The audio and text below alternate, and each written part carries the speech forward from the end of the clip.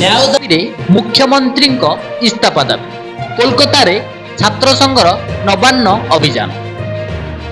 ଆଜିକର medical college ଓ ହସ୍ପିଟାଲରେ ମହିଳା training ଡାକ୍ତରଙ୍କୁ ଦୁଷ୍କର୍ମ ଓ ହତ୍ୟା ମାମଲାରେ ଲଗାତାର ପ୍ରଦର୍ଶନ ଜାରି ରହିଛି।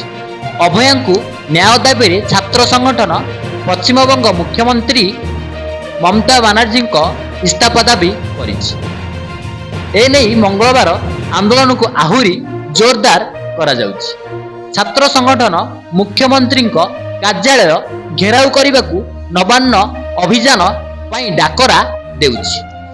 ହାଓଡାସ୍ଥିତ ରାଜ୍ୟ ସଚିବାଳୟରେ ଥିବା ନବାନ୍ନ ଭବନ ଅଭିଯାନ ପାଇଁ ଡାକରା ଦେଉଛି ଛାତ୍ର ସଂଗଠନ। ଏହି ଆନ୍ଦୋଳନକୁ ନଜରରେ ରଖି କୋଲକାତାରେ ସୁରକ୍ଷା ବ୍ୟବସ୍ଥାକୁ କଡ଼ାକଡ଼ି କରାଯାଇଛି। ଏହି ବିକ୍ଷୋଭ ପ୍ରଦର୍ଶନ ବିଜେପି ଦ୍ୱାରା ପ୍ରାୟୋଜିତ ବୋଲି ଟିଏମସି କହିଛି। କୋଲକାତା ପୋଲିସର ସୂଚନା ମୁତାବକ ଛାତ୍ର ସଂଗଠନର ନବାନ୍ନ ଅଭିଯାନକୁ ଦୃଷ୍ଟିରେ ରଖି ପୁରା ସହରରେ 6000ରୁ ଅଧିକ ପୋଲିସ କର୍ମୀ ମୁତୟନ କରାଯାଇଛି। ମୋଟ 19ଟି ପଏଣ୍ଟରେ ବ୍ୟାରିକେଡ୍ ବ୍ୟବସ୍ଥା କରାଯାଇଛି। ପୃଥକ ପୃଥକ ସ୍ଥାନରେ 5ଟି ଆଲୁମିନିୟମ ବ୍ୟାରିକେଡ୍ ଲଗାଯାଉଛି। ବ୍ୟାରିକେଡ୍ ବ୍ୟବସ୍ଥା ହାଷ୍ଟିଙ୍ଗସ୍, ଫୁଲଙ୍ଗେଟ୍, ଷ୍ଟ୍ରାଣ୍ଡ ରୋଡ୍ ଏବଂ କୋଲକାତା ହାଓଡା ଟ୍ୟୁନ୍ ସିଟିରେ ରହିବ।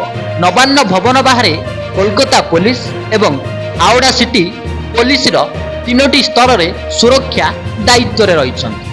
ଅଧିକାରୀମାନଙ୍କୁ ଅଧିକ ସତର୍କ ରହିବାକୁ କୁହାଯାଇଛି। ଏହାଛଡ଼ା ସିସିଟିଭି ଫୁଟେଜ ଉପରେ ସମସ୍ତଙ୍କ ନଜର ରହିଛି।